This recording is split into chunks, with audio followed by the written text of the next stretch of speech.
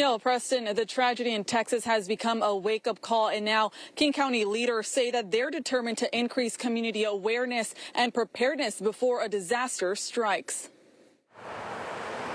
For residents in Carnation, flooding is always at the top of mind, especially with the Snoqualmie River causing severe flooding in the past. Roads will close. You'll have to find a new route from work and school and home, and it's just something you learn to live with is the flooding. Julia Moreno has lived in Carnation her whole life and says the devastation in Texas is a stark reminder to be more prepared. I've lived here my whole life, and I just said that, like, all I know is through whatever my parents have told me, so.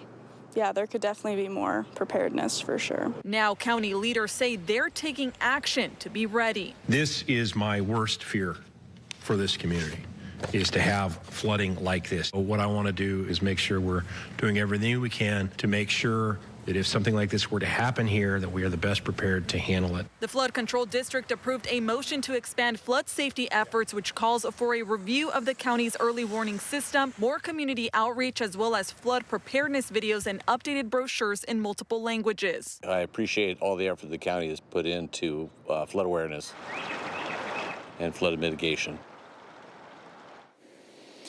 Now, King County has faced 29 federally declared flood disasters since 1956 and smaller events every year after that. But officials tell us that this is not about panic, but definitely more so about preparedness. But for now, reporting live in Carnation, Karina Vargas, KOMO News. All right, thanks, Karina. And there are a few ways for you to sign up for alerts in case of flash floods in King County. We've put all that information on our website at KOMOnews.com. All you have to do is scan the QR code. You'll be taken to the page that shows you how to sign up for alerts or download an app on your phone.